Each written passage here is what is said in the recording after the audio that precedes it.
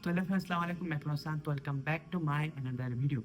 तो इस बार वीडियो में बात करने वाले हैं हम और एक न्यू टॉपिक के ऊपर होने वाले बीएससी नर्सिंग। तो बीएससी नर्सिंग का मतलब क्या है, बीएससी नर्सिंग करने के बाद आपको कौन सा ऑपरेशन रहता है। तो बेसिकली बीएससी नर्सिंग नर्स क्या होता है उसके बारे में तो बात करेंगे।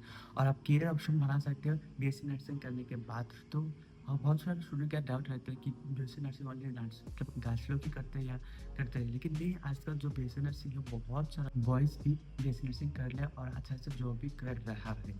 तो आज चलो चलते हैं बीएससी नर्सिंग के ऊपर डिटेल में बात करेंगे स्टेप बाय स्टेप। आज का जो वीडियो है स्टार्ट करते हैं, चलो।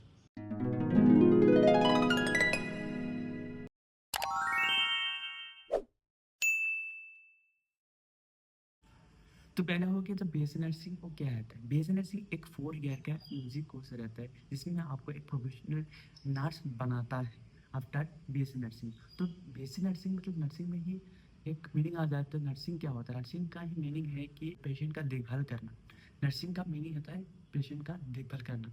तो पेशेंट कैसे देखभाल करते हैं, तो मेडिकल में क्या करते हैं नर्स, जो पेशेंट जाता है इसको उसको देखभाल, उसका क्या हुआ बीपी से पहले स्टार्ट हो जाता है। बीपी स्टेज के जो उसका देखभाल, उसका बीमारी जो उसका टेबलेट दवाई देने की होता है, रोज टाइम पे उसको खिलाना खिलाना मतलब उसको क्या क्या टेबलेट लिया है नहीं लिया है वो सब नोट डाउन करना। इसके बाद डॉक्टर का आए तो क्या प्रिस्क्राइब करते हैं वो सब समझा के देना। मतलब बेसिकली जो पेशेंट का हेल्प हेल्प करने के लिए नर्सिंग रहता है, नर्स लोग रहते हैं। तो हो गया नर्सिंग क्या है आप समझिए कि पेशेंट का हेल्प करना जो हॉस्पिटल में जो रहता है। तो जो आपको हेल्प कर सकते ज़्यादातर पेशेंट को वो होते हैं नर्सिंग होते हैं। लेकिन नर्सिंग क्या होता है, खुद से क्लिनिक नहीं खोल सकते। जिधर पे आपको डॉक्टर हो, डॉक्टर के पास ही पेशेंट आके पेशेंट मतलब उसको क्या है उसका देखभाल करने के लिए नर्सिंग रहते हैं, खुद से क्लिनिक खोल नहीं सकते।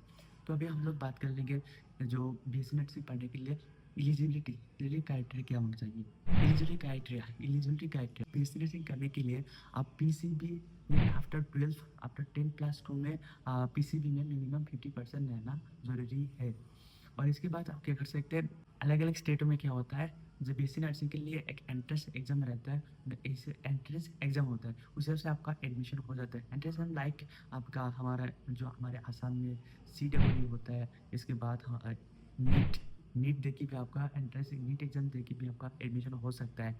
इसके बाद आप डायरेक्टली जो अलग अलग यूनिवर्सिटी डायरेक्टली एडमिशन हो जाता है। और क्या होता है, यूनिवर्सिटी खुद का एक एंट्रेंस एग्जाम रहता है, वो पास करने के बाद आपका एडमिशन हो जाता है।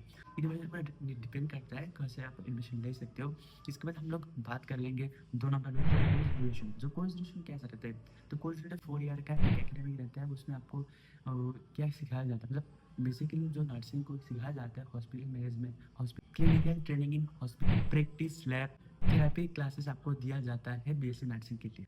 तो अभी हम लोग बात करेंगे जो सब्जेक्ट बीएससी नर्सिंग में सब्जेक्ट कौन सा रहता है। बीएससी नर्सिंग में क्या रहता है, बेसिकली आपका ह्यूमन एनाटॉमी एंड फिजियोलॉजी, जो साइकोलॉजी रहता है आपका, नर्सिंग क्लासेस भी आपको रहता है, microbiology, biochemistry, clinical health nursing, mental health nursing, ऐसा करके बहुत सारा मतलब सब्जेक्ट रहता है। बेसिकली मतलब जो मेडिकल कोर्स का रहता है बेसिकली वही होता है।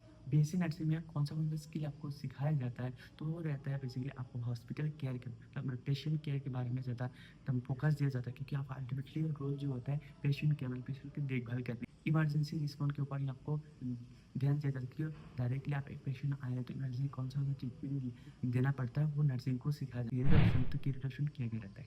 तो बहुत सारा करियर ऑप्शन रहता है कि डायरेक्टली आप केयर पेशेंट केयर हॉस्पिटल में डायरेक्टली आप काम कर सकते हो नर्स के हिसाब से। इसके बाद आप क्या कर सकते हो, डॉक्टर असिस्टेंट हिसाब से काम कर सकते हो।